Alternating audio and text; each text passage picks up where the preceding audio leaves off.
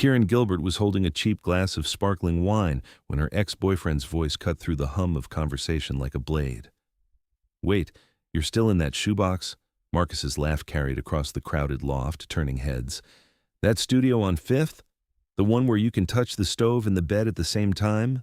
Heat flooded her cheeks.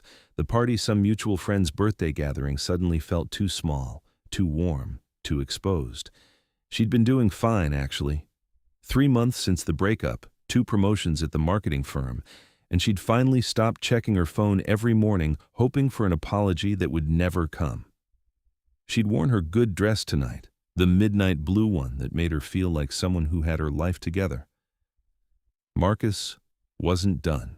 He stood near the kitchen island with his new girlfriend, draped on his arm like an accessory, gesturing with his beer bottle. "I mean, what are you paying for that place? $1,800 a month to live in a glorified closet?" He turned to the cluster of people around him, playing to his audience. "I kept telling her to let me help her find something better, but she's so stubborn about doing everything herself. Look where that got her." The worst part wasn't the mockery. It was the pity she saw flickering across familiar faces. Sarah from their old friend group bit her lip and looked away. Tom shifted uncomfortably. Even strangers seemed to lean in, drawn by the spectacle of her humiliation. Kieran's fingers tightened around her glass. She should say something. She should walk away. She should do literally anything except stand here, feeling like she was 22 again, small and uncertain and not quite enough. "Which wing of my castle do you want?" The voice came from her left, low and measured, with an accent she couldn't quite place. Old world, maybe British but not quite, rounded vowels that suggested centuries rather than decades. She turned.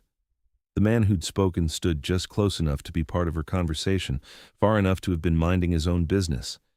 She'd noticed him earlier by the drinks table, impossible not to notice, really. He was tall enough to make her feel delicate despite her own 5'7", and he had the kind of face that belonged in museums. Sharp cheekbones, a jaw that could cut glass, and eyes so pale they looked silver in the dim party lighting. His hair fell to his shoulders in a white gold cascade that should have looked affected but instead seemed regal. He wore all black, simple clothes, expensive materials, a shirt with the sleeves rolled to his forearms, dark trousers, leather boots that probably cost more than her rent. They'd exchanged maybe 3 words earlier when she'd reached for the wine bottle at the same time he had. "Please, go ahead," he'd said, and she'd murmured thanks, and that had been it. Now he was looking at her with those unsettling pale eyes, waiting for an answer to a question that made no sense. "I'm sorry," she managed. "You need better accommodations." He said it like he was commenting on the weather, factual and mild. "I have a castle, several wings actually. The East Wing has better natural light if you're particular about that sort of thing. The West Wing is quieter. You're welcome to either, or both if you prefer not to choose." The conversations around them had stuttered to a halt. Marcus's girlfriend whispered something urgent in his ear. Even the music seemed to dim, or maybe that was just Kieran's imagination. "You have a castle," Kieran repeated slowly. "Yes, an actual castle. 3 technically, but only 1 in this region. The others are in Europe." He tilted his head slightly, studying her. "I realize the offer seems unusual. We've barely spoken, but you looked like you could use an alternative to your current situation, and I happen to have excessive space." It was the most absurd thing anyone had ever said to her. It was also working. Marcus's face had gone from smug to confused, to something that might have been threatened, and the pity in everyone's eyes had transformed into wild curiosity. She should thank him politely and extract herself from this bizarre situation. She should laugh it off. She should definitely not feel a sharp thrill running down her spine at the way he was looking at her, steady and calm, like offering women castle wings was just something he did on Tuesday nights. "The East Wing," she heard herself say. "I like natural light." Something flickered in his expression, too quick to name. Surprise, maybe, or satisfaction. "Feliks," he said, extending a hand. "Feliks Harrow." His palm was cool against hers, his grip firm but careful. She had the strangest sensation that he could crush every bone in her hand without effort and was deliberately choosing not to. "Kieran Gilbert." "A pleasure to properly meet you, Kieran." He didn't let go immediately. Shall we discuss the details somewhere quieter? This party seems to have lost its charm. Behind her, Marcus made a strangled sound. Hold on, who the hell are you? You can't just swoop in. And Feliks's gaze moved to Marcus, and the temperature in the room seemed to drop 10 degrees. I don't believe we were speaking, Feliks said softly. Kieran and I have arrangements to discuss. I'm sure you understand. He released her hand and placed his palm against the small of her back, the touch light enough to be proper, present enough to be possessive. Guided by that gentle pressure, Kieran found herself walking toward the exit, leaving behind her ex-boyfriend's protests in a room full of stunned faces. The night air hit her like a slap. They were 3 blocks from the party before her brain caught up with her body. Okay, stop. She pulled away from his guiding hand and turned to face him on the sidewalk. The street was quiet, lined with old brownstones and pools of lamplight. What the hell was that? A rescue. Feliks stood with his hands in his pockets, watching her with that same unreadable expression. Or perhaps an impulse. I haven't decided which.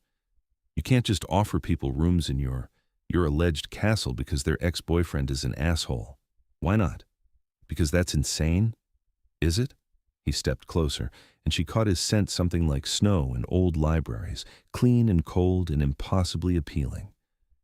You were in distress. I have resources. The logic seems sound. You don't know me. No, he agreed. I don't, though I'd like to. The admission landed between them like a stone in still water. He looked faintly surprised by his own words, as if they'd escaped without permission. Kieran wrapped her arms around herself. The dress that had made her feel confident an hour ago now seemed flimsy, inadequate. This is crazy. You're a stranger. For all I know, you're a serial killer with a castle fetish. I'm not a serial killer. That's exactly what a serial killer would say. The corner of his mouth twitched, not quite a smile, but close. Fair point. Would you like references? I can provide several character witnesses, though most of them are extremely old and somewhat difficult to reach. Why are you doing this? He was quiet for a long moment, studying her face like he was trying to memorize it. I saw you when you walked into the party, he finally said. You have this way of moving, like you're apologizing for taking up space. Then that man started speaking to you, and you got smaller. It made me angry. You don't know me, she repeated, but weaker this time. I know that you chose the East Wing without hesitation. You didn't ask about square footage or amenities or whether I was serious. You just chose. His pale eyes caught the streetlight, reflecting it back like a cat's. That tells me you're either very brave or very reckless. Or calling your bluff. Ah. Now he did smile, and it transformed his face from merely handsome to devastating. There's the fire. Yes, perhaps you were calling my bluff. Would you like to see if you were right?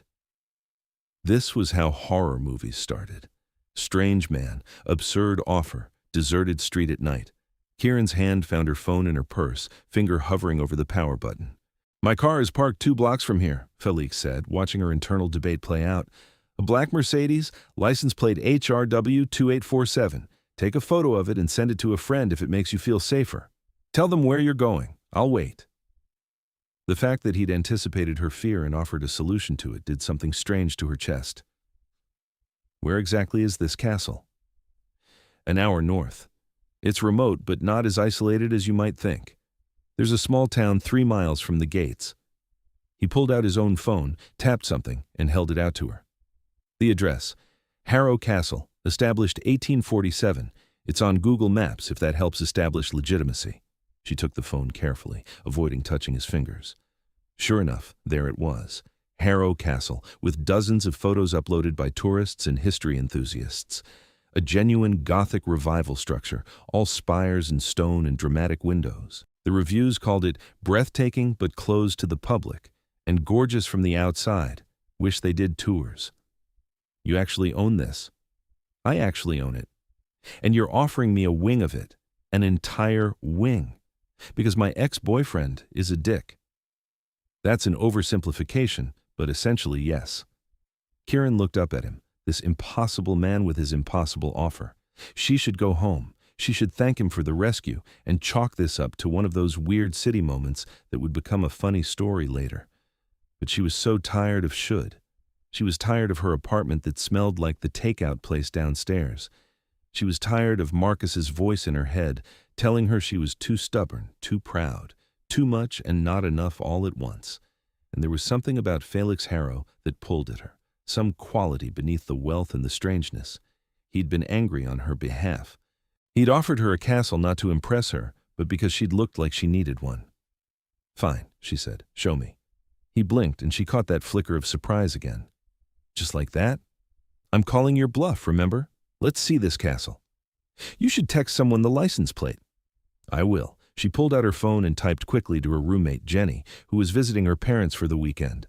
"Met a guy at the party, going for a drive. His car is Mercedes HRW 2847. If I'm dead by morning, give this to the police." Jenny's response came almost immediately. "Are you okay? Do you need me to call you with a fake emergency?"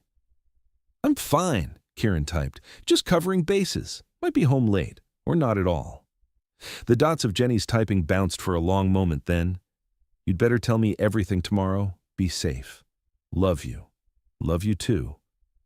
She looked up to find Feliks watching her with something that might have been approval. "Satisfied?" she asked.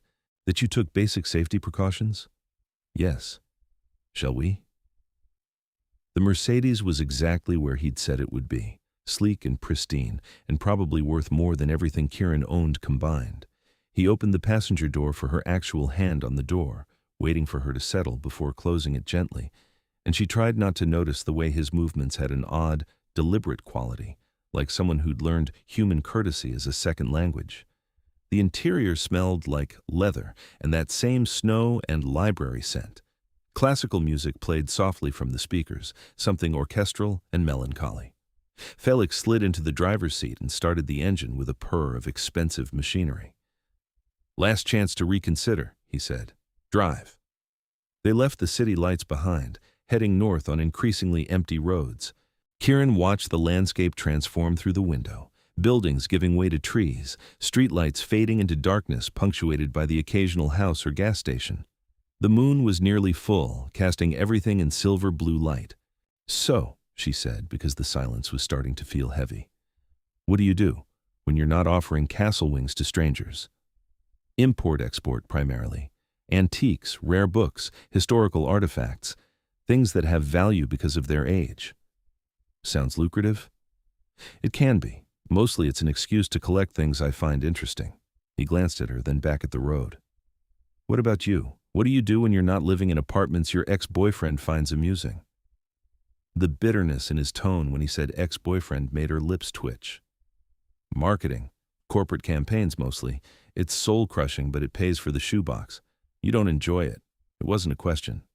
"Is it that obvious?" "You didn't light up when you talked about it. People usually do when they care about what they're saying." "What makes you light up?" He was quiet for long enough that she thought he might not answer. Then, "Books.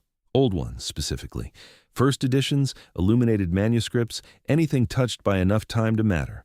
I like things that have survived." There was weight in those words, something deeper than a collector's enthusiasm. Kieran studied his profile, the sharp lines of his face, the way his fingers rested easy on the steering wheel, despite the tension she could sense in his shoulders. "How old are you?" she asked. "Old enough to own a castle?" "That's not an answer." "No," he agreed, "it's not." The trees grew thicker, pressing close to the road. They passed through a small town, just a main street with a diner, a gas station, a handful of shops all closed for the night, and then back into darkness. "We're almost there," Feliks said. The gates appeared suddenly, massive iron things with elaborate scrollwork. They swung open as the Mercedes approached, responding to some signal Kieran couldn't see. The driveway was long and winding, cutting through manicured grounds that looked otherworldly in the moonlight. Then the castle rose before them, and Kieran's breath caught. It was real. Not just real, but spectacular, a Gothic fantasy made of stone and stained glass and soaring towers. Lights glowed in some of the windows, warm against the cool stone. Gargoyles perched on the corners of the roof. Ivy climbed the walls in deliberate patterns, maintained rather than wild. "Holy shit," Kieran whispered. Feliks pulled into a circular courtyard and killed the engine. "Still think I'm bluffing?" She couldn't form words. The photos hadn't done it justice. This wasn't just a building. It was a statement, a piece of living history dropped into the modern world and somehow thriving. "The east wing is to the right," Feliks said, pointing to a section of the castle where several windows glowed. 12 rooms, including a library, a sitting room, and a study.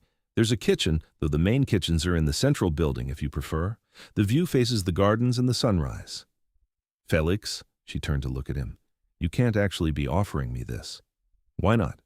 "Because you don't know me," she said for the third time, and he finally seemed to hear what she was really saying.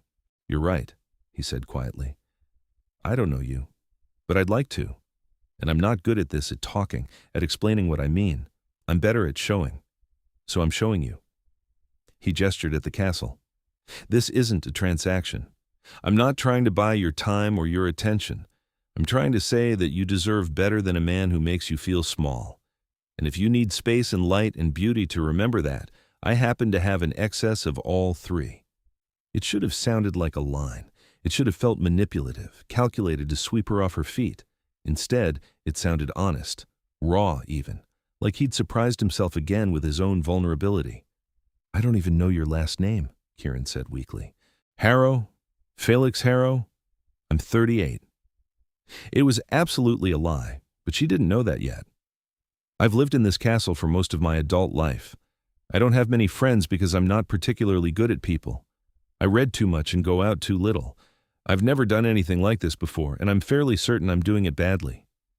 Despite everything, Kieran laughed. "You're doing fine." "Am I? You got me here, didn't you?" "I did." He opened his door, then paused. "Would you like to see the east wing?" This was the real decision point.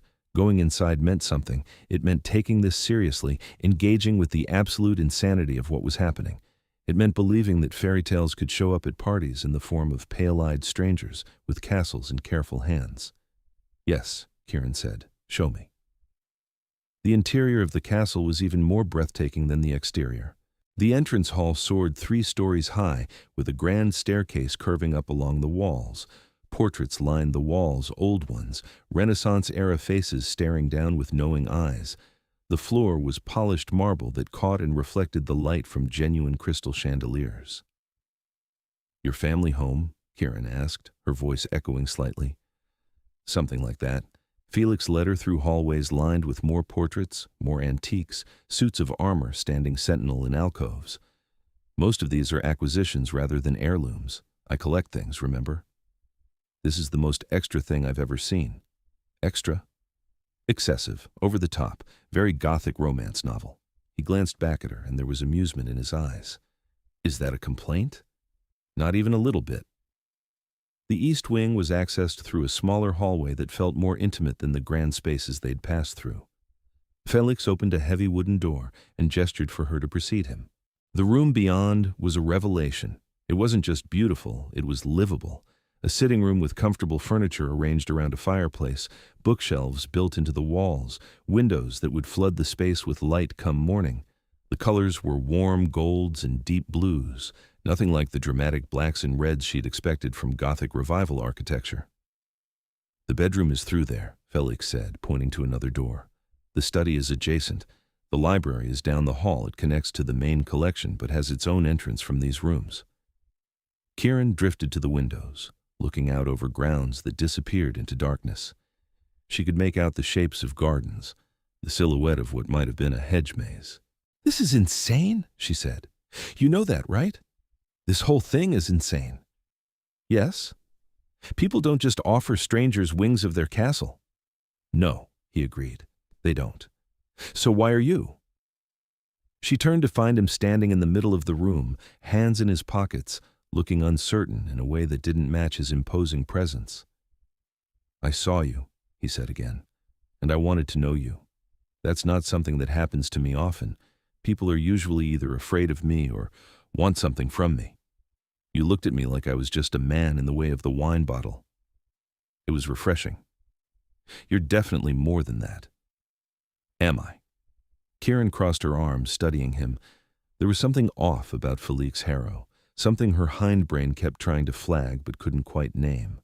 The unusual pallor of his skin, the too precise way he moved, the fact that his house was a literal Gothic castle full of old things. and he talked about time like he had an intimate relationship with it. "What aren't you telling me?" she asked. His expression shuddered. "What do you mean?" "There's something you're not saying. I can feel it." They stared at each other across the beautiful room in the impossible castle. Kieran thought about Marcus, who'd lied to her for months about where he spent his Thursday nights before she finally found the texts from his co-worker. She thought about all the times people had told her half-truths, selling her dreams that turned out to be marketing copy. "If we're going to do this," she said, "whatever this is, I need honesty. Full honesty. Not import-export vagueness and answers that aren't answers." Feliks went very still. "You might not like the full truth. Try me. It's dangerous." "The truth or you?" "Both?" A thrill ran through her that was half fear, half excitement. "Tell me anyway." He moved to the fireplace, pressed something on the mantel, and flames sprang to life with a soft whoosh. Warmth began to fill the room. He stood staring into the fire for a long moment, his profile severe in the dancing light. "I'm not good at this," he said quietly, "at trust, at letting people close. The last time I was honest with someone about what I am, they tried to kill me." "What you are," Kieran repeated, "not who you are." "Yes." Her pulse kicked up. "Feliks, what are you?" He turned to face her and his eyes caught the firelight and reflected it back wrong, too bright, almost glowing. "I think you've already guessed," he said. "I can see it in the way you're looking at me. You're clever, Kieran. You've noticed the things that don't quite add up." She had. God help her, she had. The coldness of his skin, the predatory grace of his movements, the castle, the age in his eyes, the way he'd appeared and disappeared at the party like something out of a dream. "Say it," she whispered. "I'm a vampire," Feliks said simply, "and I'm not 38. I'm 473 years old.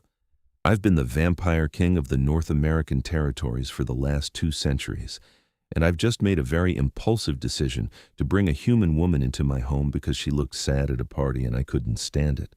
The words hung in the air between them. Kieran's rational mind screamed that this was impossible, that vampires weren't real, that she should run. But her instincts, the deep animal part of her brain that had been warning her something was different about him, said, "Yes. That's what I was trying to tell you.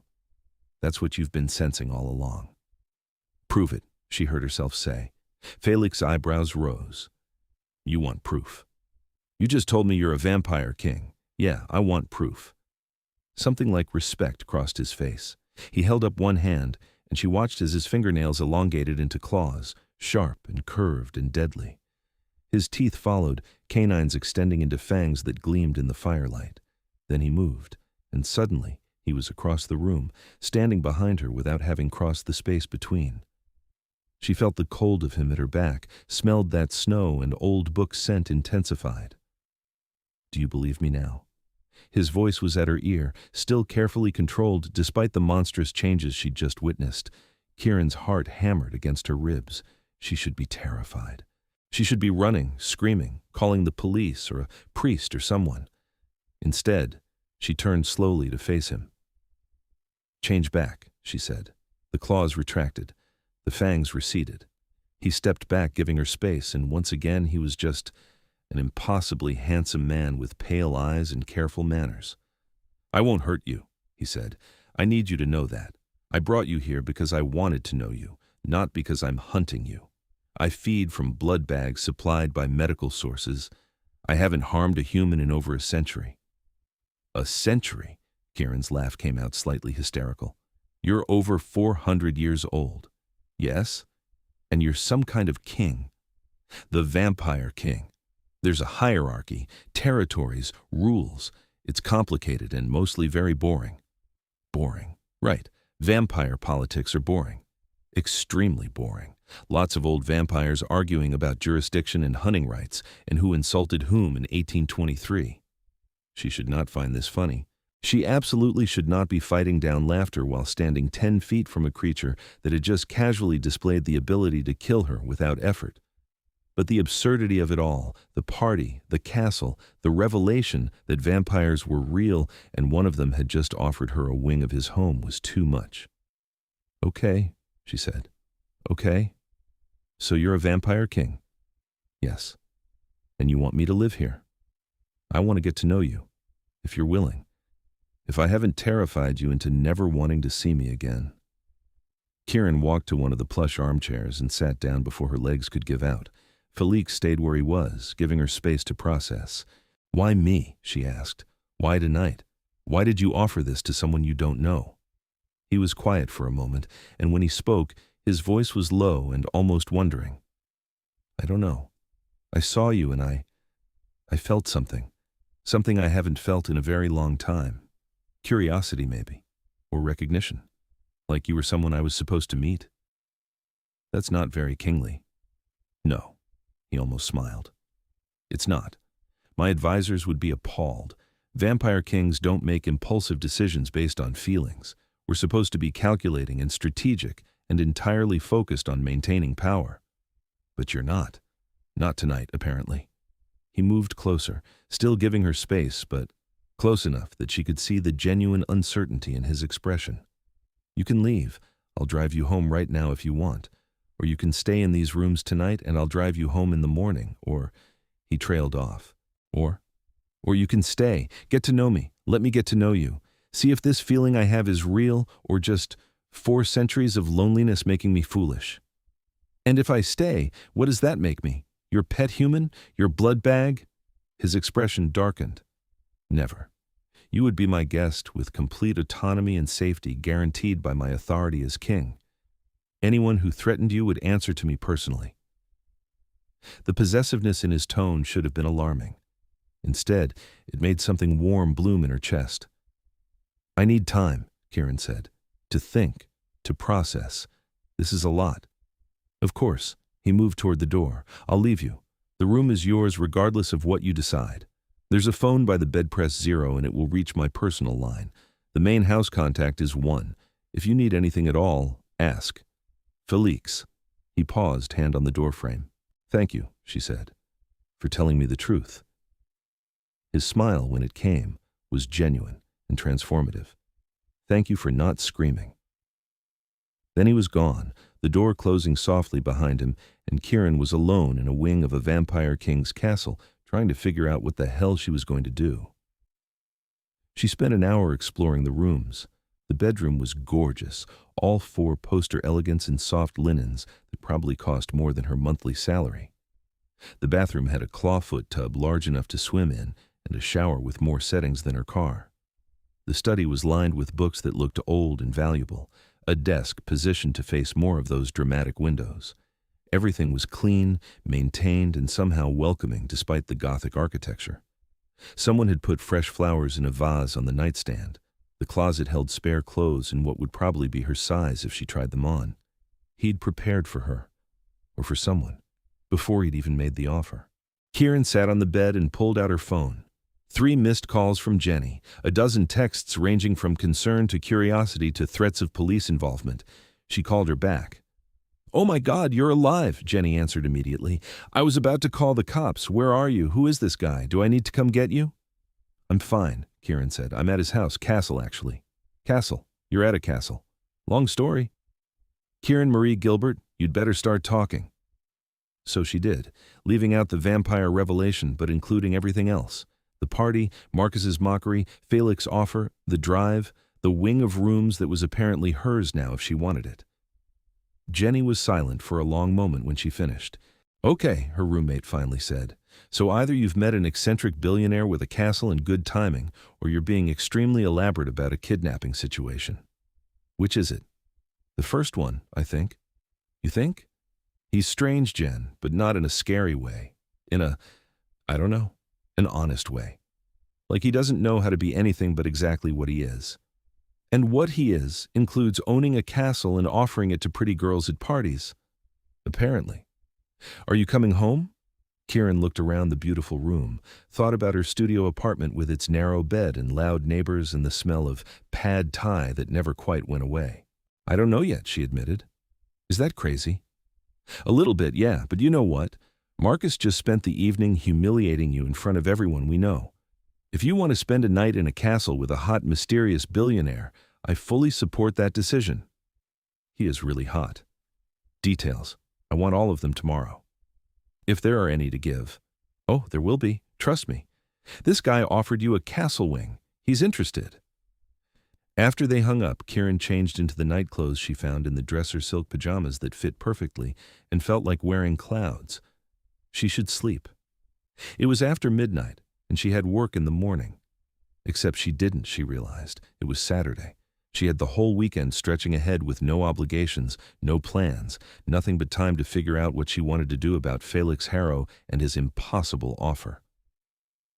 She found the phone by the bed and stared at it for a long moment before pressing 0. He answered on the first ring.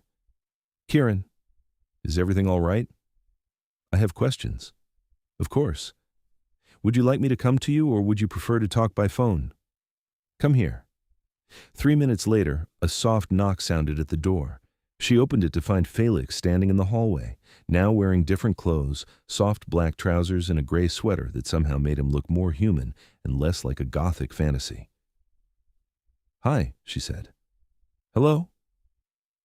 He stayed in the doorway, waiting for permission to enter his own castle. She stepped back, and he came in, moving to stand by the fireplace again like he needed something to do with his hands. "What did you want to know?" he asked. "Everything." Kieran curled up in the armchair, tucking her feet under her. "Tell me about being a vampire. Tell me about how this works." So he did. He talked for hours, standing by the fire or sometimes pacing the room, his voice low and measured as he explained the reality behind the myths. Yes to garlic sensitivity, but it wasn't deadly, just unpleasant. Yes to sunlight being harmful, potentially fatal with enough exposure, which was why the castle had so many rooms without windows and elaborate sun-blocking systems for the ones that did. No to religious symbols having any effect. No to the Hollywood versions of transformation and thralls and most of the theatrical nonsense. "Blood is necessary," he said carefully, "but not in the quantities movies suggest. I feed once every few weeks from medical supplies. There are systems in place, agreements with blood banks and hospitals. No one is harmed." "And other vampires? Do they all follow these rules?" His expression darkened. "No. There are those who prefer to hunt, who see humans as prey. That's part of what being king means: enforcing laws, maintaining boundaries, punishing those who draw too much attention or cause too much harm. You kill other vampires. When necessary, yes. Have you killed humans?" He met her eyes steadily. "Yes. Long ago, when I was younger and less controlled. I regret those deaths. I can't undo them, but I can choose to be better. Now." The honesty of it was brutal and somehow reassuring. He wasn't trying to paint himself as a misunderstood hero. He was just telling her the truth, however dark it might be. "How did you become a vampire?" "I was turned in 1553 in Eastern Europe. I was a scholar studying ancient texts in a monastery. One of the monks was actually a vampire who'd been hiding there for decades. He turned me because he wanted a companion, someone educated to talk to. It didn't work out the way he'd hoped. Why not? I killed him about 10 years later. He'd started hunting the local villagers, and I couldn't allow it to continue." Kieran absorbed this. "And you became king how?" "The old king challenged me, thinking I'd be easy to defeat because I was relatively young. He was wrong. I won, took his territory, and spent the next century consolidating power until no one questioned my authority." "So, you're basically vampire royalty?" "Essentially, yes." "And you offered me a castle wing?" "I did." "Why?" She leaned forward. "And don't say because I looked sad. There has to be more to it than that." Feliks was quiet for a long time, staring into the fire. When he spoke, his voice was softer than she'd heard it. "I've been alone for a very long time," he said. "Not physically, I have advisors, guards, a household staff, but genuinely alone. No one knows me. They know the king, the authority, the power. But me, the person I am underneath all that? No one has cared to know that in centuries." He turned to look at her, and there was something raw in his expression. "You looked at me at that party like I was just a man," he continued. "Not a threat or an opportunity or a source of power, just a person. And when your ex was humiliating you, you didn't cry or rage or make a scene. You just stood there, taking it, making yourself smaller.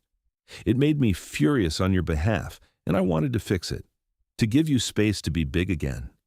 So you offered me a castle. So I offered you a castle. Because I'm not good with words, but I'm excellent with grand gestures. And because I hoped that maybe, if you took me up on it, I might get to know you, and you might get to know me. This is insane, Kieran whispered. Yes, you're a vampire king. Yes. And I'm just a marketing manager with a shoebox apartment and an ex-boyfriend who's an asshole. You're not just anything. Feliks moved closer, still careful to maintain distance.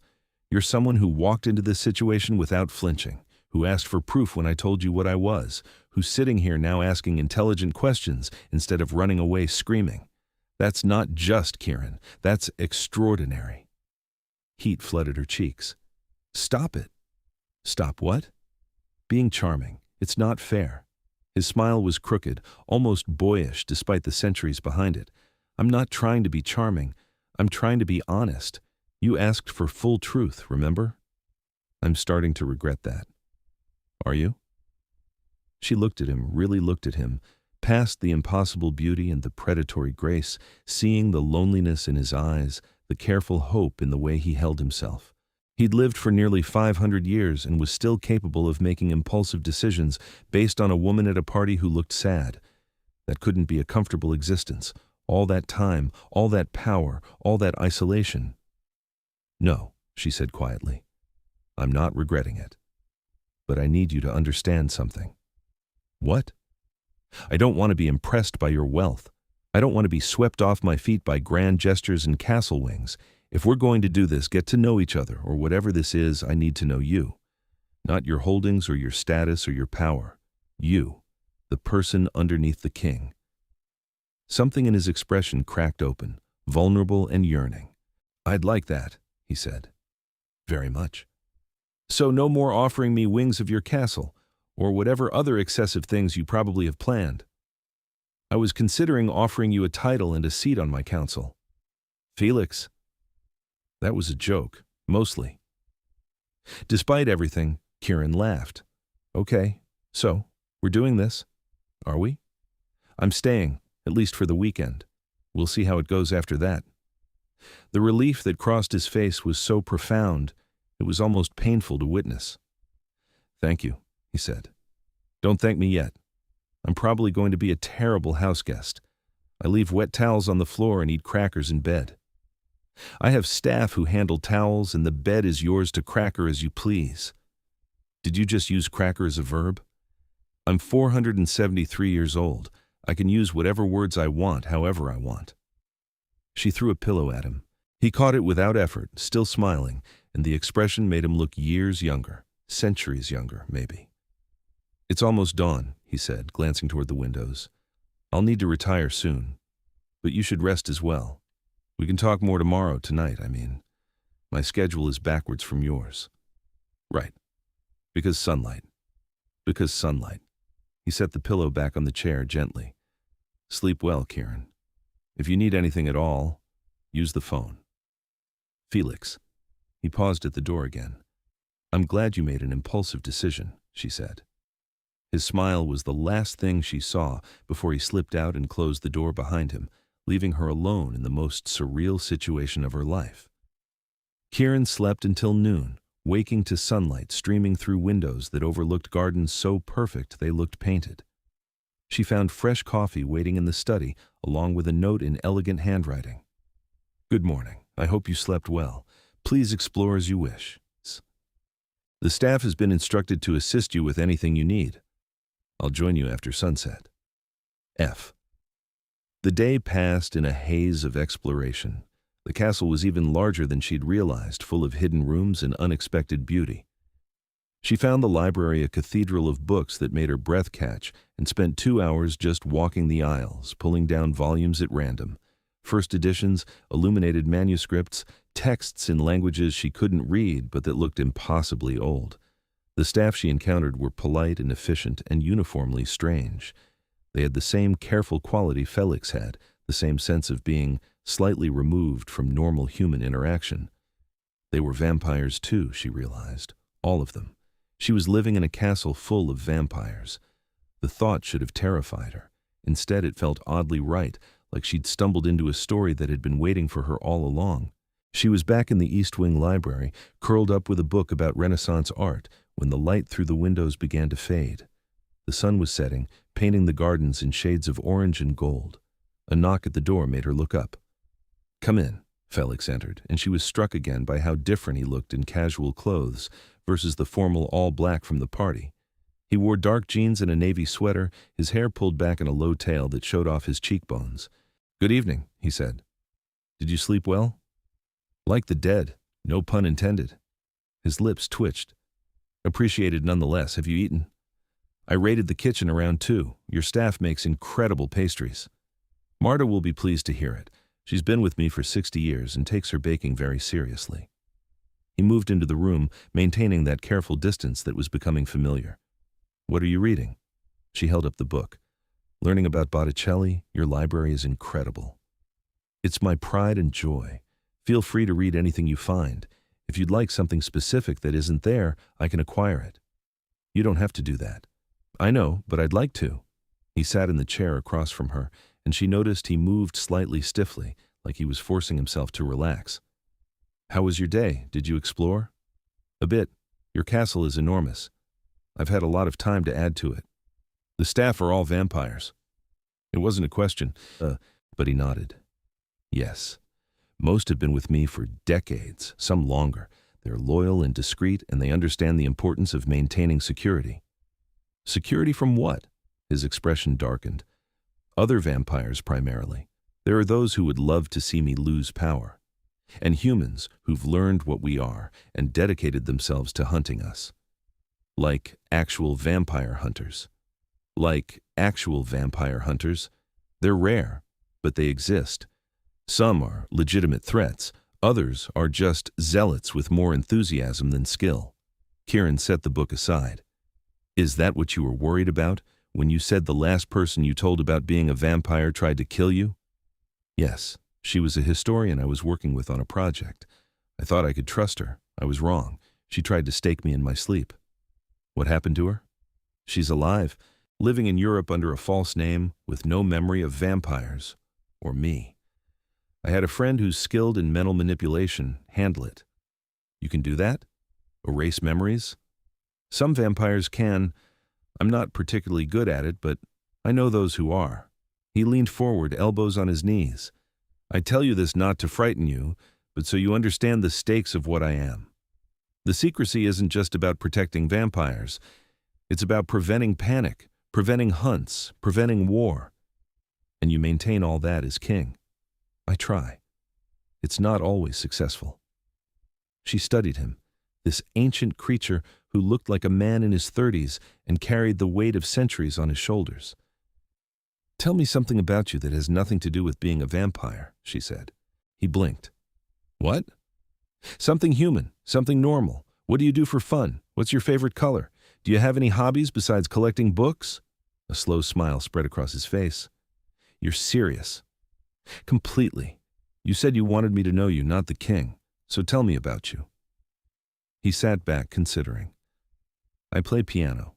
Not well, but enough to entertain myself. My favorite color is green, the particular shade of spring leaves right after rain. I enjoy puzzles. The more complex, the better. I'm terrible at modern technology, but learning. I read constantly, and I have a weakness for terrible period dramas that get the history completely wrong." "You watch period dramas?" "There's something deeply amusing about seeing your own era portrayed by people who clearly did no actual research. I once watched a show set in the 1600s where everyone had perfect teeth and indoor plumbing. I laughed for days." Kieran found herself smiling. "What else?" "I like thunderstorms, the sound of rain on stone, gardens, which is why I maintain such extensive ones, long walks at night when the world is quiet, conversations with people who aren't afraid to challenge me." He met her eyes. "You. I like you." Heat curled in her stomach. "You barely know me." "Then tell me about you. What does Kieran Gilbert do when she's not calling vampire kings on their bluffs?" So she talked. About growing up in the suburbs with parents who loved her, but never quite understood her.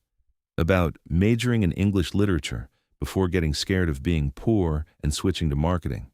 About the job she was good at but didn't love, The friends she saw less and less as everyone got busy with their own lives. About Marcus, who'd been charming right up until he wasn't, who'd made her feel special and then small in rapid succession. I stayed too long, she admitted. I knew it wasn't right, but I kept thinking maybe I was wrong. Maybe I was too sensitive, too demanding. He had this way of making everything seem like my fault. Feliks' expression had gone cold. If I see him again, I'm going to have a very difficult time maintaining composure. Don't. He's not worth it. You're worth it. The words hung between them, heavy with meaning. Kieran's breath caught. You can't say things like that, she whispered. Well, why not? Because we just met, because this is insane, because I don't know how to process a vampire king telling me I'm worth violence. He leaned forward, and suddenly the space between them felt very small. What if I said I'm falling for you? Would that be better or worse? Worse. Definitely worse. Why? Because I might be falling for you too, and that's terrifying. The confession escaped before she could stop it. His eyes widened, and she watched his careful control slip just a fraction. Kieran, he said, and her name in his voice was a revelation. Don't, she said quickly. Don't move, don't say anything else. Just let me think for a second. He froze, obedient, despite the hunger she could see in his expression. Not hunger for blood, she realized, hunger for her. This is ridiculous, she said, more to herself than him. I've known you for less than 24 hours. This isn't how things work. You don't meet someone and fall for them in a day. Don't you? Normal people don't. Are either of us normal? She laughed despite herself. Fair point. But still, we should slow down, take time, get to know each other without all this intensity. All right, he said immediately. Whatever you need. Really? Just like that? Kieran, I've lived for nearly 5 centuries. I can be patient. If you need time, I'll give you time. If you need space, I'll give you space. I'm not going anywhere. The certainty in his voice made her chest ache. When was the last time someone had given her what she needed without complaint or negotiation? Okay, she said. So we take it slow. We get to know each other. As friends first. Friends? He said the word like he was testing it. I can do friends. Good. So, friend, want to show me more of this castle? His smile was brilliant. I would love nothing more. They spent the evening wandering the halls, Feliks pointing out favorite pieces of art or furniture, telling stories about where he'd acquired things. He was funny, she discovered, with a dry wit that caught her off guard. He made her laugh until her sides hurt with an impression of a French vampire he had dealt with in the 1700s who'd been obsessed with his own hair. They ended up in the main library, even larger than the East Wing collection, where Feliks pulled out a first edition of Dracula and read passages aloud in a dramatic voice until Kieran had to beg him to stop before she cried from laughing. Stoker got almost everything wrong, Feliks complained. We don't sleep in coffins. We don't need to be invited into homes. And the whole counting grains of rice thing, where did that even come from? Maybe some vampire somewhere had OCD, Kieran suggested. Then that's one vampire, not a species trait. She found herself on the couch beside him, close enough to feel the coolness of his body, near enough to see the way his eyes tracked her movements with predatory focus, even when his demeanor stayed relaxed. Tell me about vampire politics, she said.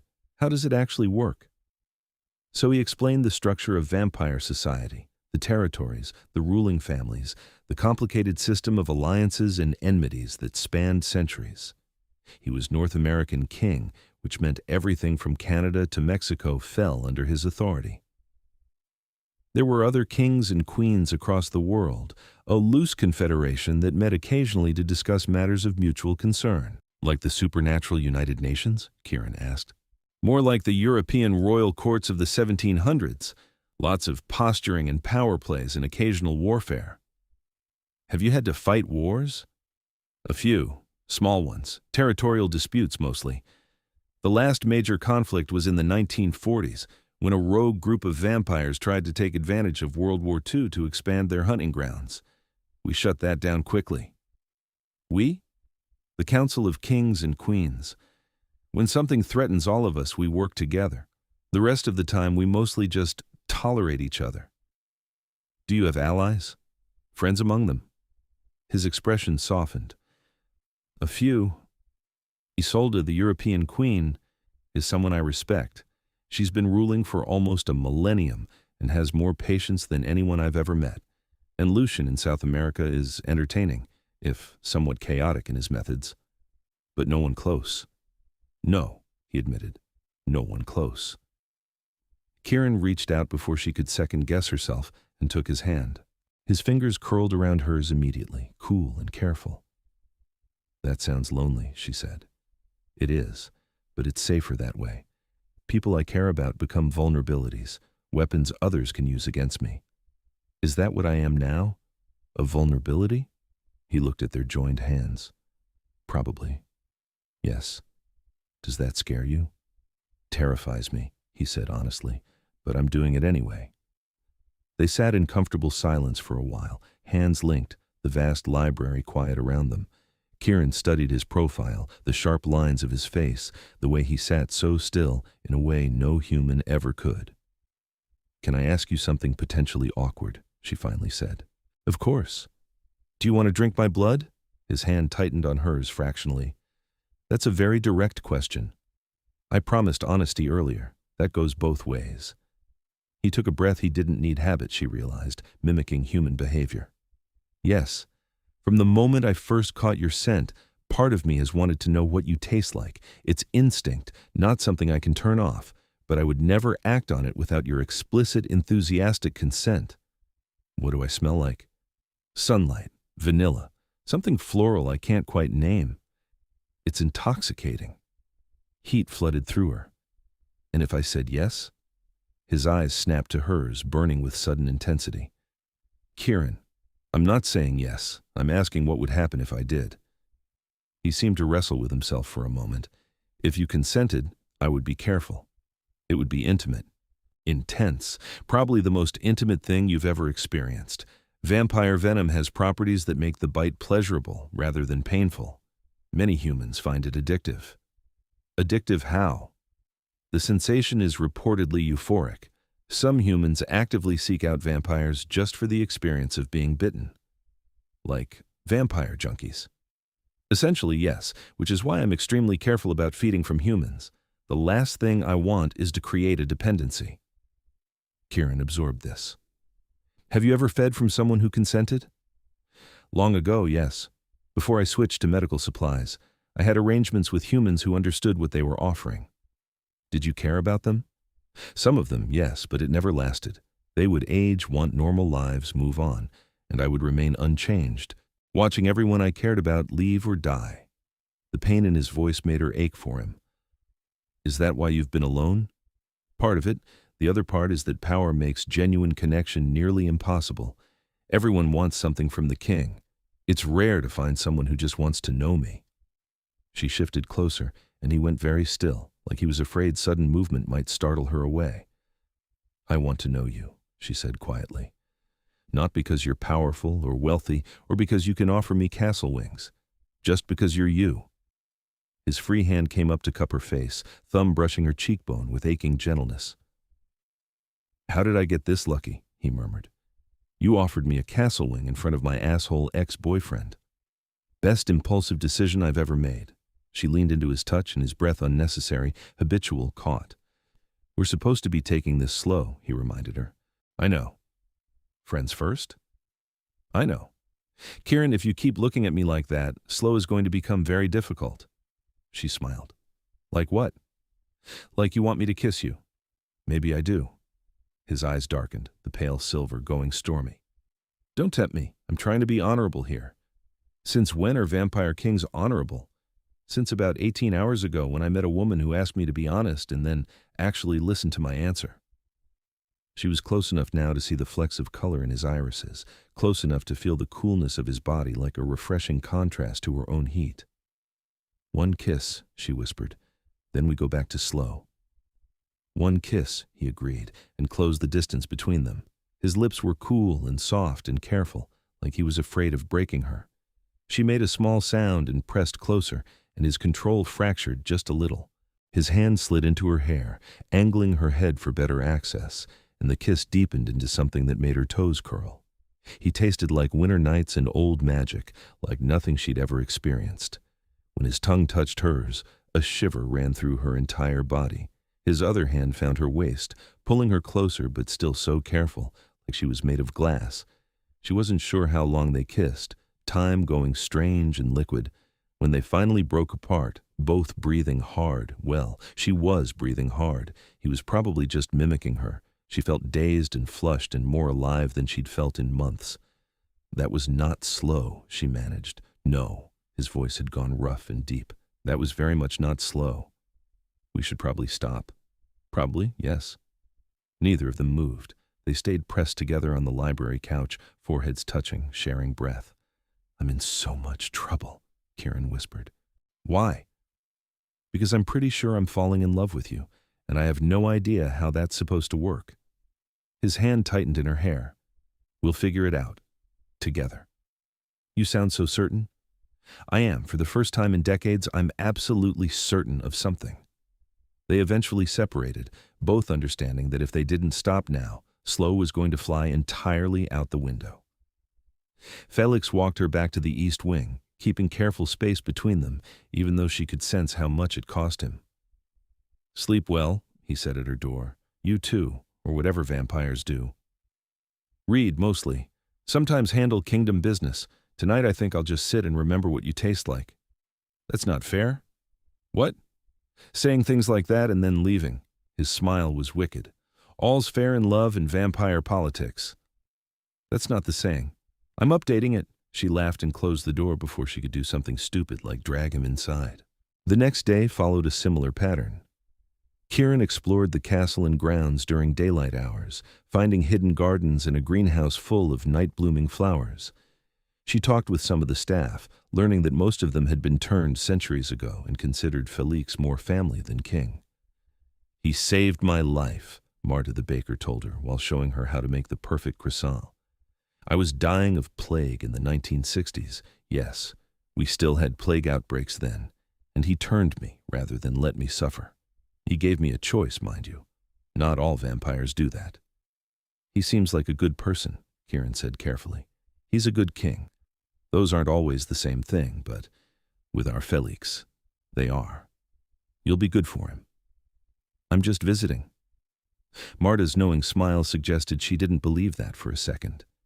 Evenings with Feliks became the highlight of Kieran's days. They fell into a rhythm conversation and laughter, shared meals where he would sit with her while she ate and tell her stories about the food's history. He taught her to play chess on a board that had supposedly belonged to a Russian Grand Duke. She made him watch modern movies and delighted in his confused commentary about contemporary culture. Why are they all so concerned with phones? He asked during a particularly phone-heavy romantic comedy. Just talk to each other. Says the man who doesn't own a cell phone. I own one. I just don't know how to use it. You're over 400 years old and you can't figure out a smartphone? The technology makes no sense. Why does it need to know my location? Where else would I be? She was laughing so hard, she almost missed the ping of her own phone. A text from Marcus. We need to talk. It's important. Her good mood evaporated. Feliks noticed immediately, his attention sharpening. What's wrong? She showed him the text. His expression went cold and dangerous, in a way that reminded her he wasn't just a charming man, but an apex predator. Block him, Feliks said flatly. I should probably see what he wants. No, you absolutely should not. He made you feel small. He doesn't get access to you anymore. Feliks, please, the word came out strained. Please don't give him the satisfaction of a response. He doesn't deserve even that much of your attention. She studied his face, saw the tension there, the barely controlled protective fury. You really don't like him, she said. I despise him. He hurt you. He didn't hit me or anything. There are many ways to hurt someone. Emotional wounds scar just as deeply as physical ones. She set the phone aside. Okay, I'll block him. The relief in his expression was profound. Thank you. You're very protective for someone I've known less than a week. Is that a problem? I don't know yet. Ask me again in a few days. But Marcus apparently didn't give up easily. The texts kept coming from different numbers. We need to talk. I saw who you left with. This is serious. You're in danger. Call me. Kieran blocked each number, but his persistence was starting to worry her. "He knows something," she told Feliks on the fourth evening. "About you, I mean. That last text, you're in danger. He must have figured out what you are." Feliks' expression was grim. "Or he's bluffing to get your attention." "What if he's not? Then I'll handle it." "How?" He was quiet for a long moment. "Kieran, you need to understand something about vampire law. If a human learns what we are and becomes a threat, we have protocols." "What kind of protocols?" "Memory modification, if possible. If that fails, more permanent solutions." "You mean killing them?" "If absolutely necessary, yes. We protect our secrecy by any means required." She stood and paced to the window, looking out over the dark grounds. "I don't want anyone dead because of me." "It won't come to that. Let me investigate first." He moved to stand beside her, careful not to touch but close enough that she felt his presence. "I have people who can look into what he knows. If anything, we'll figure this out." "And if he's actually found evidence? If he knows about vampires?" "Then we'll deal with it. Together. I told you anyone who threatens you answers to me." The possessiveness should have bothered her. Instead, it made her feel safe in a way she'd almost forgotten was possible. "Okay," she said. "Do your vampire investigation thing." His people were efficient. By the next evening, Feliks had a full report. "He's been digging," Feliks said, spreading papers across his desk in the study. "Asking questions about me, looking into property records, financial holdings. He found references to Harrow Castle dating back to the 1800s and got suspicious about how one person could maintain ownership that long." "That's not proof of vampires." "No, but he's also been researching vampire lore, internet searches, library records, purchases of books on the supernatural. He's putting pieces together." "Shit." "It gets worse. He's been in contact with someone called Nathaniel Cross. Does that name mean anything to you?" She shook her head. "He's a hunter. Legitimate one, from a family that's been killing vampires for generations. If Marcus brings his suspicions to Cross, we have a serious problem." Fear spiked through her. "Would this hunter come after you?" "He'd certainly try. I've dealt with his family before. They're skilled, organized, and zealous. Not the kind of threat I can dismiss. This is my fault. If I hadn't come here, if I'd just ignored your offer, don't." He moved around the desk to take her hands. "This is not your fault. This is Marcus being vindictive and potentially dangerous. You did nothing wrong. What do we do?" "I'm going to have a conversation with your ex-boyfriend. A very clear, very final conversation about boundaries and consequences. You can't hurt him.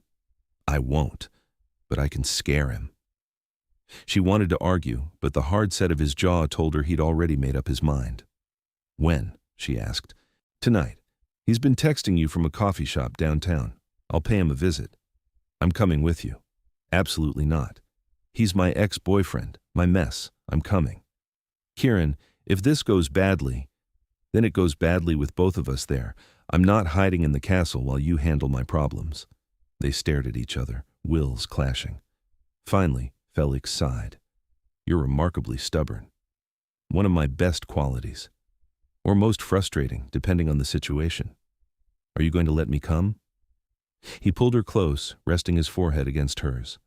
"I'm going to regret this, but yes, you can come. But you stay behind me. You follow my instructions exactly, and if I tell you to run, you run. Understood?" "Understood."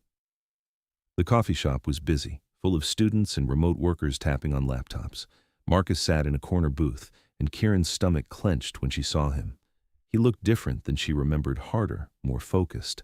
When he spotted her coming through the door with Feliks at her side, his expression went from hopeful to hostile. "So you actually came," Marcus said as they approached. His eyes locked on Feliks with open distrust. "And you brought him. Perfect." "What do you want, Marcus?"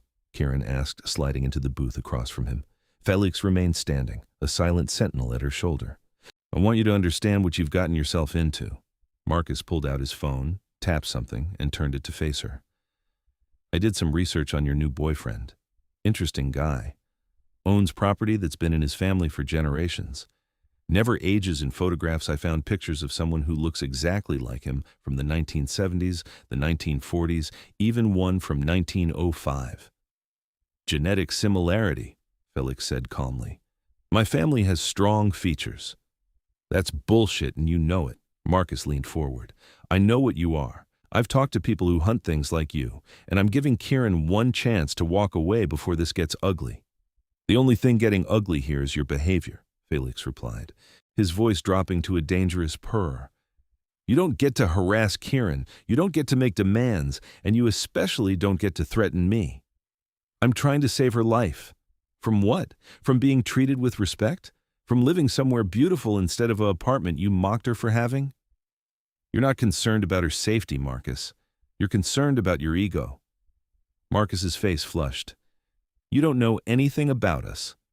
I know you made her feel small. I know you humiliated her in front of friends, and I know that the only reason you care where she is now is because someone else wanted her. The coffee shop had gone quiet. People were staring. Kieran felt heat crawling up her neck. Can we take this outside? She asked quietly. Marcus stood abruptly. Fine, but you're going to listen to what I have to say.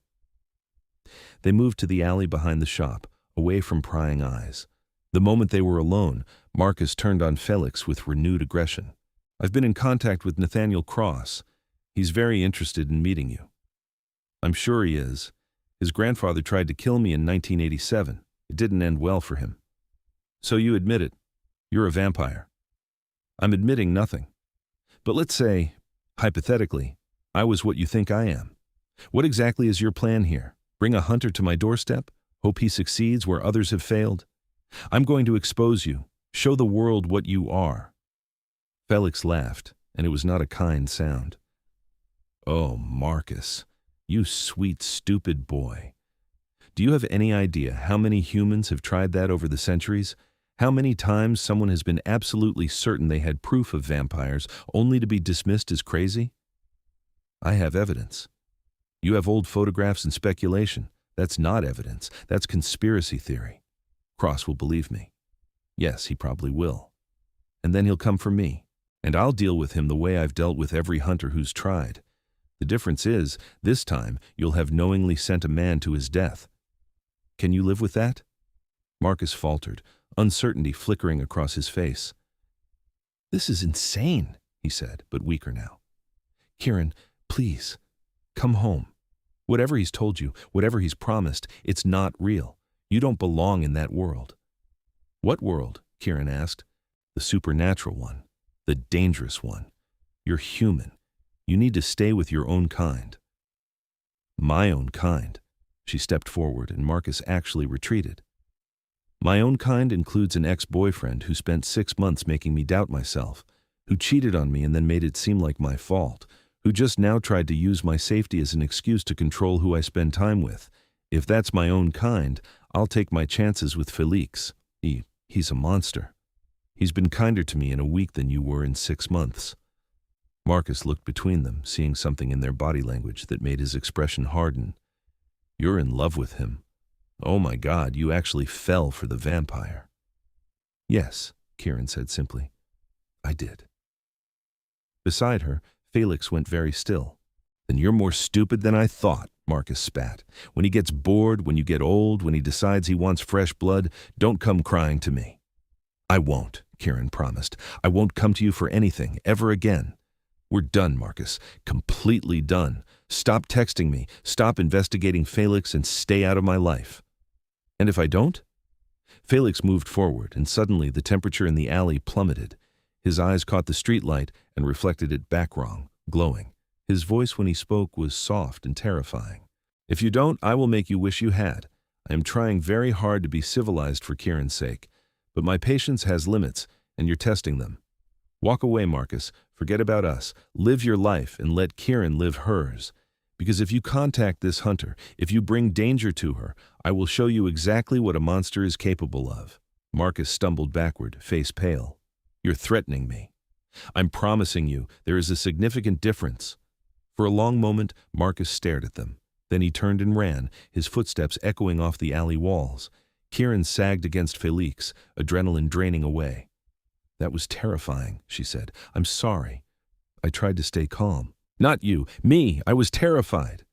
He wrapped his arms around her and she let herself sink into his cold embrace.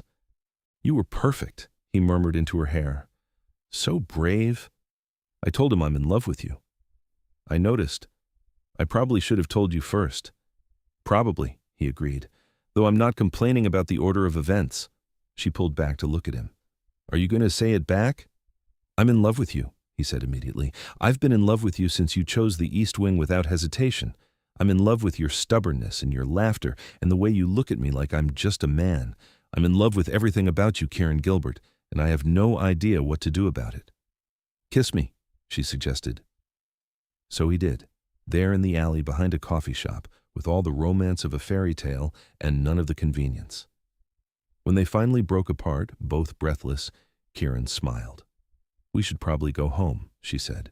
Home, Feliks repeated. To the castle? Yes? You're calling it home now. I guess I am. His smile was incandescent. I like that very much.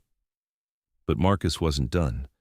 2 days later, Feliks's security reported a breach. Someone had tried to get onto the grounds and been repelled by the ward's magical protections that kept out those with hostile intent. It was Cross, Feliks told Kieran grimly. Marcus must have convinced him to investigate. What do we do? I'm going to meet with him, negotiate if possible. And if negotiation doesn't work? His silence was answer enough. Kieran grabbed his arm. You can't kill him. That makes you exactly what Marcus thinks you are. What would you have me do? He's a hunter. He knows what I am. Leaving him alive means leaving a threat active. Then convince him you're not a threat. Show him that vampires can coexist with humans, that we're not all monsters. We, she froze, hearing her own words. I didn't mean, you said we. You included yourself in vampires. Slip of the tongue. Was it? He turned to face her fully. Kieran, is that something you've been thinking about, turning? Her heart hammered. She had been thinking about it in the quiet moments, about what it would mean to live as long as Feliks, to stay with him not for decades but for centuries. Maybe, she admitted. Is that crazy? No more crazy than everything else that's happened. He cupped her face in his hands. But that's a decision you can't rush. Being turned is permanent, irreversible. You'd be giving up sunlight, normal food, aging with your friends and family. It's not something to decide in a week. How long did your other humans take to decide? Pain flickered in his expression. I've never offered to turn anyone. The people I've turned were dying, and I gave them a choice between death and vampirism. I've never asked someone to give up their humanity just to stay with me. Why not? Because it felt selfish. Because I never wanted anyone enough to ask them to make that sacrifice. And now? Now I want you enough that it terrifies me, but I still won't ask. If you decide you want turning, it has to be completely your choice. She kissed him softly. We'll table this conversation for when there isn't a hunter trying to breach your wards. Agreed. But Kieran. Yeah? If you did choose it, I would be honored to share eternity with you. The meeting with Nathaniel Cross was tense. He came to the castle under a flag of truce, a tall man in his 40s with the kind of hardness that came from violence. Harrow, he said his greeting. Cross, thank you for agreeing to talk. They sat in Feliks' study, Kieran and 2 of Feliks' most trusted advisors present as witnesses. I'm going to be direct, Cross said. Marcus Denholm brought me evidence that you're a vampire. Photographs, property records, testimonies from people who've known you for decades without you aging. He's convinced you're a threat. And what do you think? Feliks asked calmly. I think you've been ruling this territory for 2 centuries without drawing significant attention. That suggests control. But control can slip. 1 incident, 1 dead human, and we have a problem. I haven't killed a human in over 100 years. So you say. So I prove. Feliks pulled out a ledger, decades of records documenting his feeding, all from medical supplies, all carefully sourced. I'm not a threat to humans, Cross. I'm a king trying to maintain order and peace. Cross examined the records, his expression unreadable. Your predecessor wasn't so careful, he finally said. No, he wasn't. That's why I killed him. You expect me to just take your word that you're different? No. I expect you to investigate. Talk to humans who live near here. Ask them if anyone's gone missing, if there have been unusual deaths. You'll find nothing, because there's nothing to find. Cross leaned back in his chair. And what about her? He nodded toward Kieran. You're keeping a human in your castle. That doesn't look good. I'm not being kept, Kieran interjected. I'm here by choice. You're in love with him, Marcus told me. That makes you biased. Maybe, or maybe it means I know him better than you do. Cross studied her. You know what he is? What he's capable of? Yes. And you're not afraid? Of course I'm afraid, but I'm also in love. Those aren't mutually exclusive. Something in Cross's expression softened. You're either very brave or very foolish. I've been told both. He turned back to Feliks. Here's my offer. I don't report you to the wider hunter network. I don't bring this to my family. But I'm watching. One death, one incident, one hint that you're a danger, and I bring everything I have down on you. Fair enough, Feliks agreed. And Denholm? What about him? He's talking, making noise about vampires and monsters. If he keeps it up, other hunters will start paying attention. You need to shut him down. I've tried intimidation. It didn't take. Cross smiled, and it wasn't friendly. Then try harder. Or let me do it. I have methods for dealing with humans who know too much. No killing, Kieran said firmly. Whatever you do, Marcus doesn't die. Cross looked at her with something like respect. You're protecting your ex? After what he did? I'm protecting my conscience. I don't want anyone dead because of me. Noble, stupid, but noble. Cross stood. I'll handle Denholm. Consider it a gesture of good faith. But Harrow, you owe me now. Understood. What do you want? Information. You've been alive long enough to know things. When I have questions about vampire activity in this region, you answer honestly. Agreed. They shook hands, and Cross left. Kieran sagged in her chair. That was terrifying, she said. Welcome to vampire politics, Feliks replied. It rarely gets less terrifying. What will Cross do to Marcus?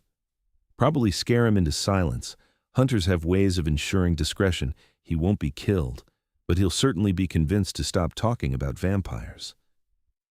She should feel relieved. Instead, she felt exhausted. The adrenaline of the last week was catching up to her: the party, the castle, falling in love, the threats from Marcus and Cross. I need to go home, she said quietly. Feliks froze. Home to your apartment? Just for a bit. To think, to process.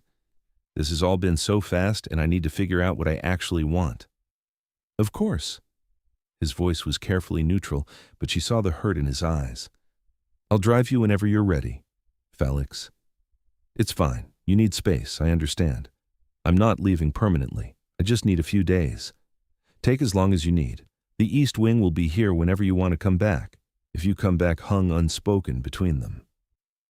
He drove her to her apartment that night, helping carry the few things she'd brought from the castle.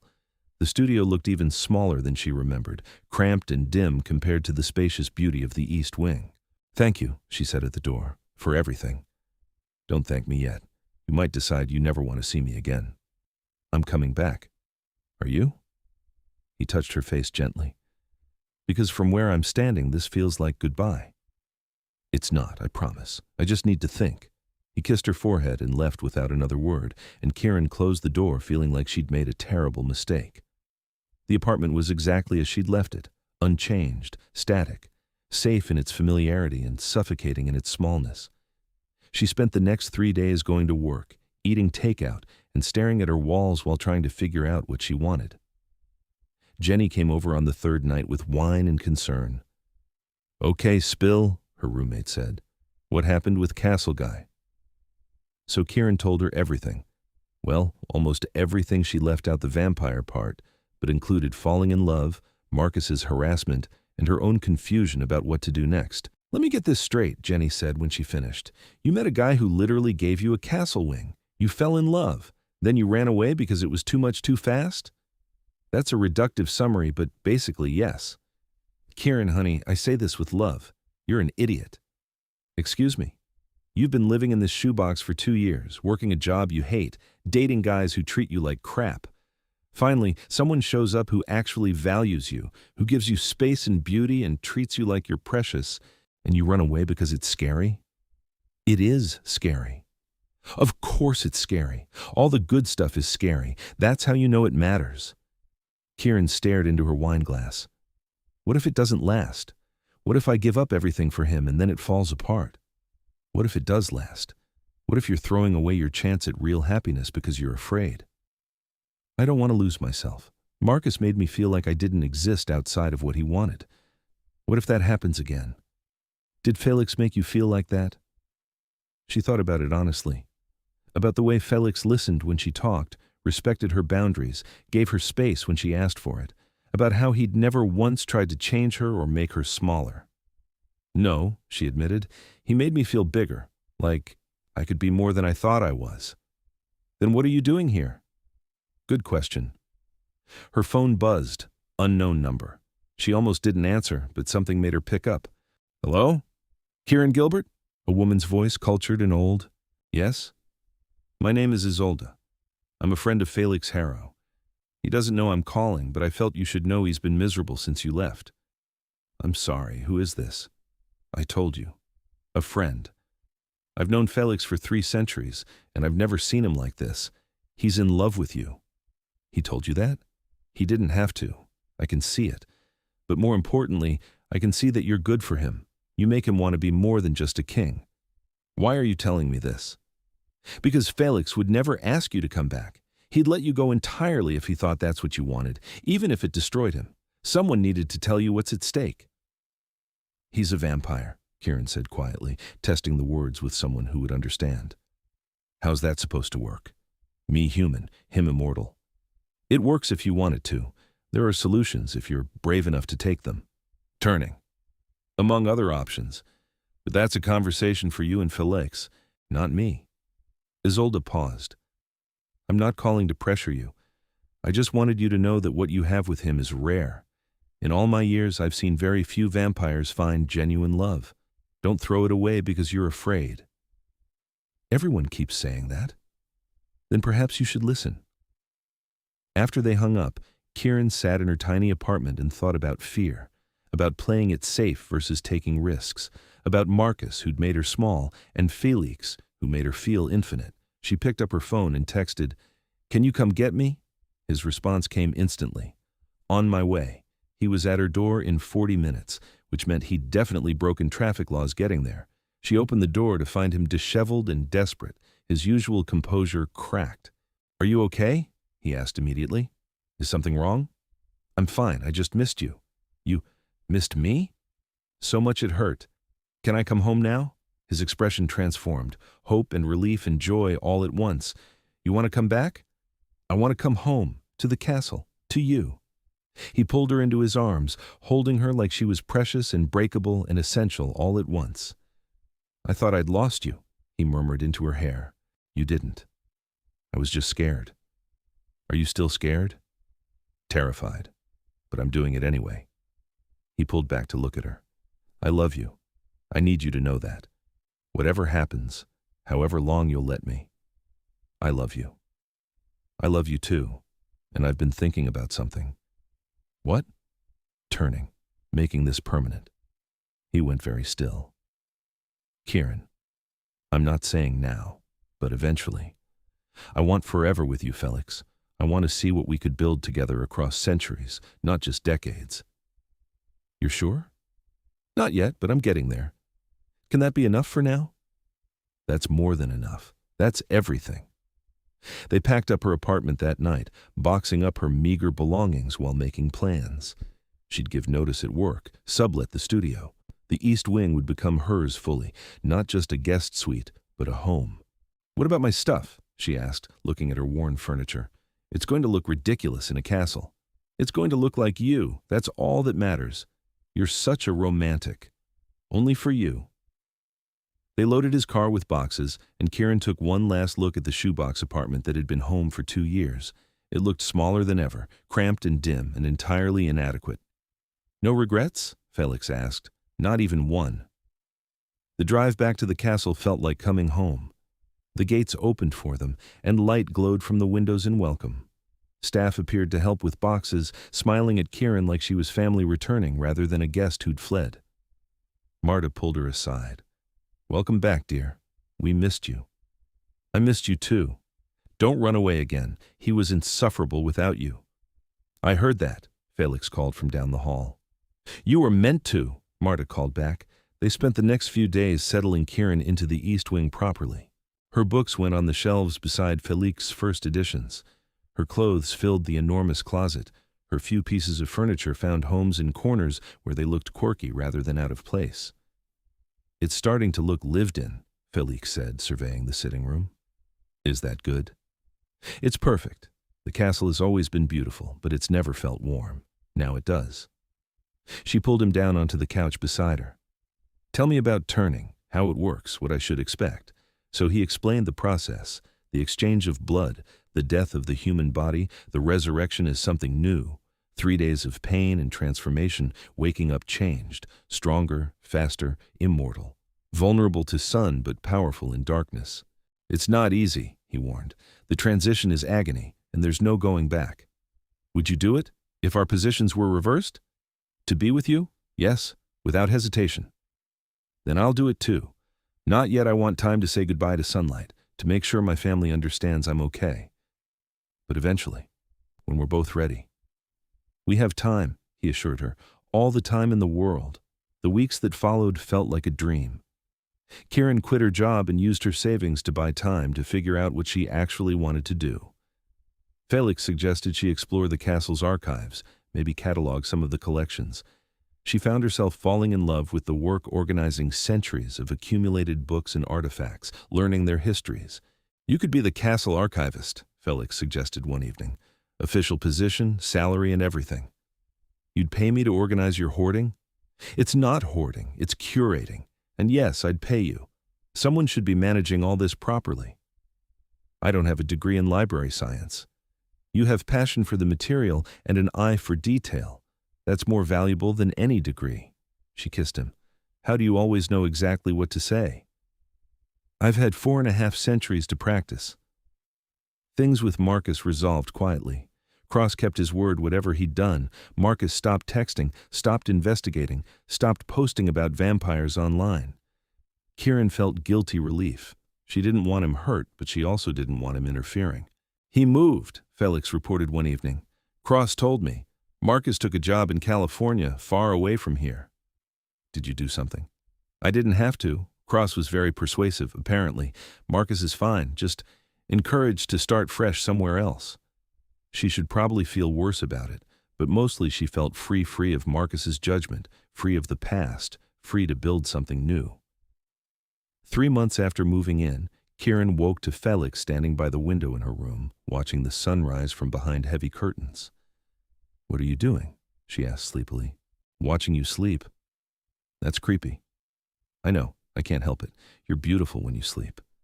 She sat up, rubbing her eyes. What time is it? Almost dawn. I should go to my chambers. Or you could stay here.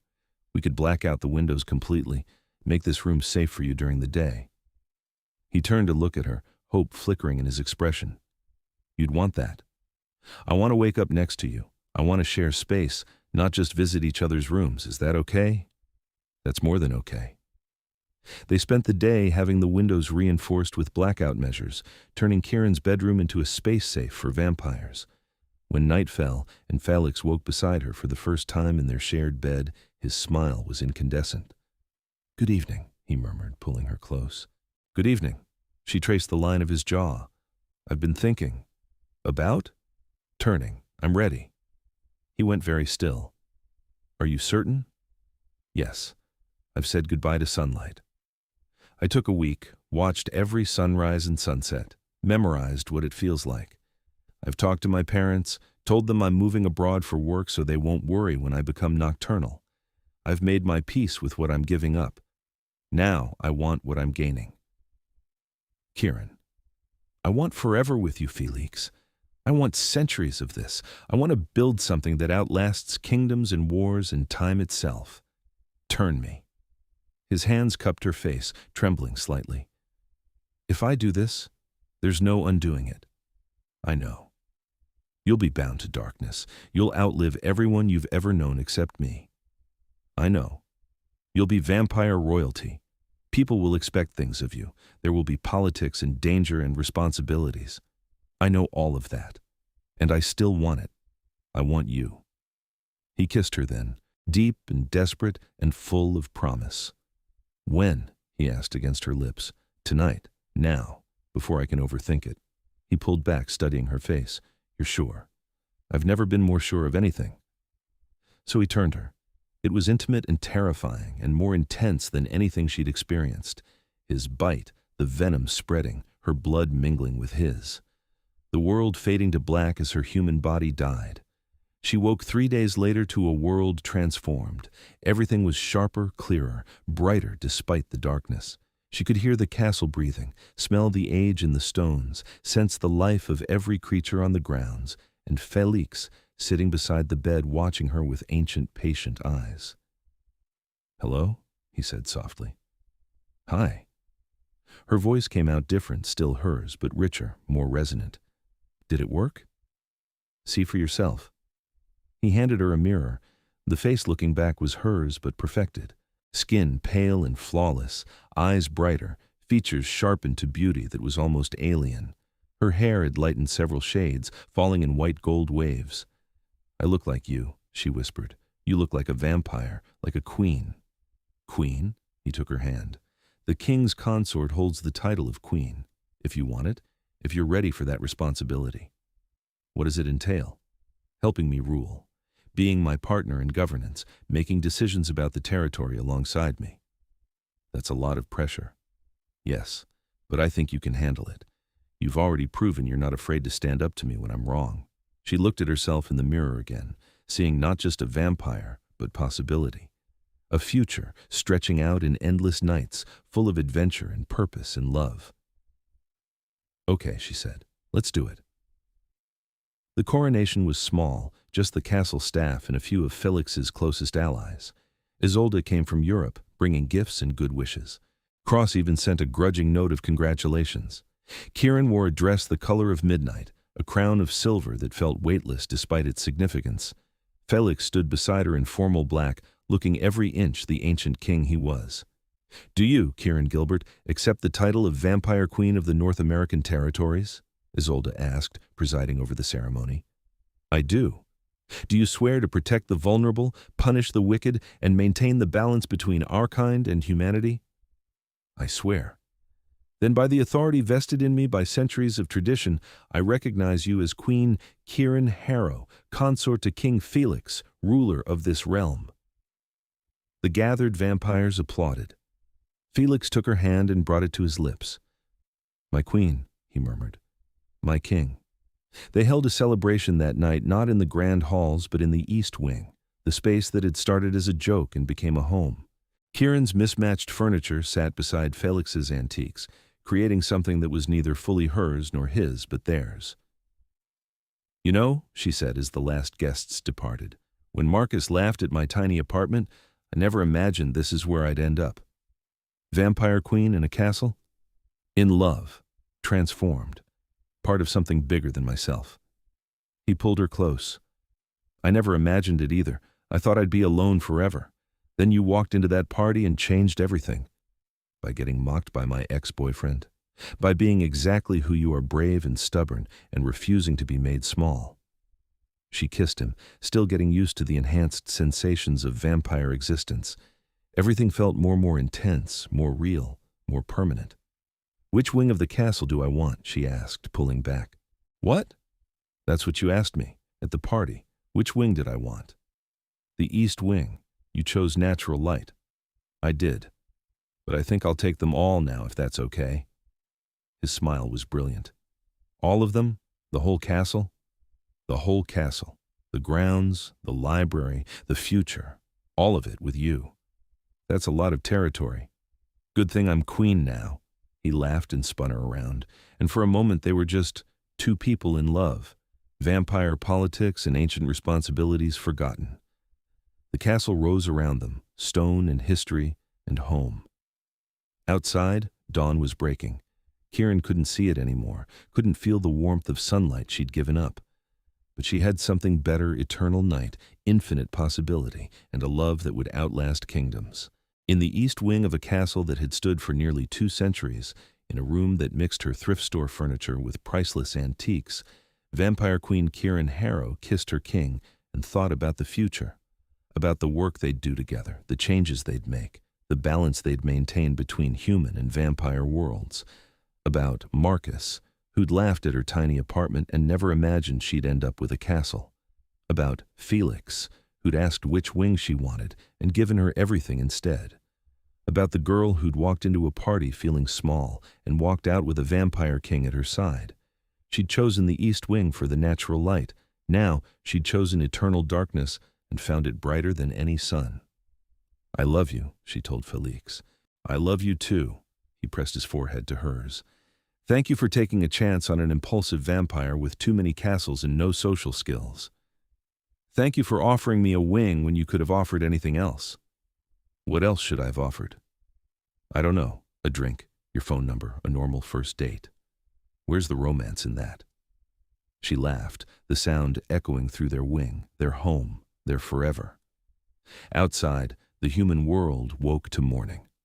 Inside the castle, the vampires settled into their rest, safe behind stone walls and ancient magic. And in the east wing, two rulers of darkness held each other close and dreamed of all the nights to come. Marcus was in California, starting over, his memories of vampires fuzzy and uncertain. Cross was watching from a distance, satisfied that this particular vampire king was keeping his word. Isolde was on a plane back to Europe, smiling at the memory of Feliks's joy.